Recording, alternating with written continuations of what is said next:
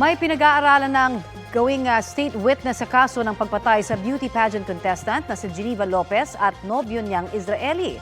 Balitang hatid ni June Veneracion. Isang person of interest ang naging susi para makita ang mga labi ng beauty pageant contestant na si Geneva Lopez at nobyong Israeli na si Yitzhak Cohen. Voluntaryong lumapit sa mga otoridad si alias Junjun, ang nagmaneho ng sasakyan na nagdala sa magnobyo sa Kauai site sa Kapas Tarlac kung saan sila inilibing. Batay sa salaysay ni alias Junjun na isang mekaniko, napasama siya sa grupo na sangkot sa krimen dahil may ipapaayos daw na heavy equipment. Pero laking gulat niya nang dumating sa lugar at pinasakay na lang sa isang SUV. Ang sasakyan na sinasabi niyang pinasakay sa kanya, yung sasakyan ng dalawang biktima. Pagsakay niya doon, patay na yung dalawa. Sa passenger side, sa harapan, tabi ng driver, nandun yung babae at yung lalaki ay nandun sa likod. Ang sinasabi pa niya, nakabalot na daw ng kumot yung mga mukha.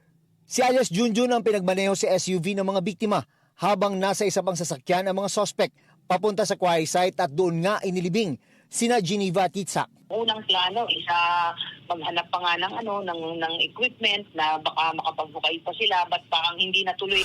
Inutusan ni daw ang driver na sunugin ang ginamit ng magnobyo na SUV na natagpo ang nasusunog ilang araw mula nang mawala sila. Ang sinasabi niya, ang ginagamit niya, tissue, pinag-ikot-ikot niya lang yung tissue, tapos sinindihan yung tissue hanggang kumalat na.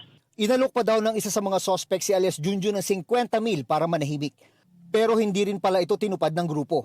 Ayon sa PNP, posible siyang maging state witness.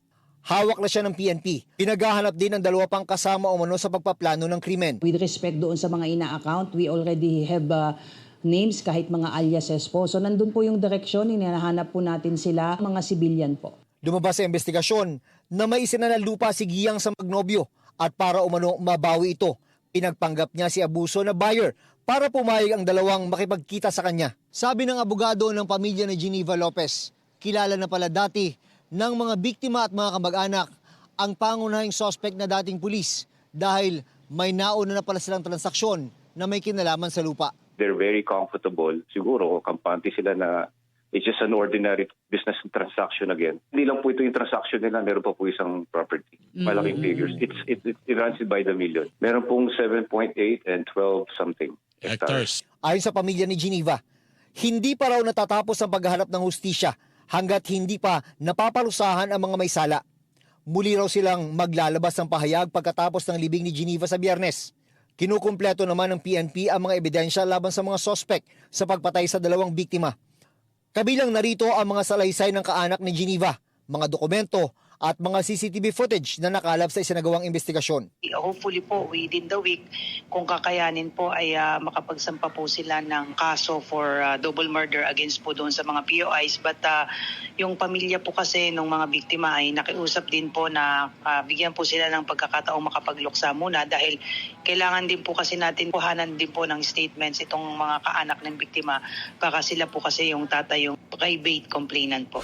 Problema sa pagsasanla ng lupa ang nakikitang motibo ng PNP, kaya umano pinagplanuhang patayin sina Geneva at Yitzhak. Inihahanda na ang kasong 2 counts of murder laban sa mga suspect na hawak ng PNP. June Veneracion, nagbabalita para sa GMA Integrated News.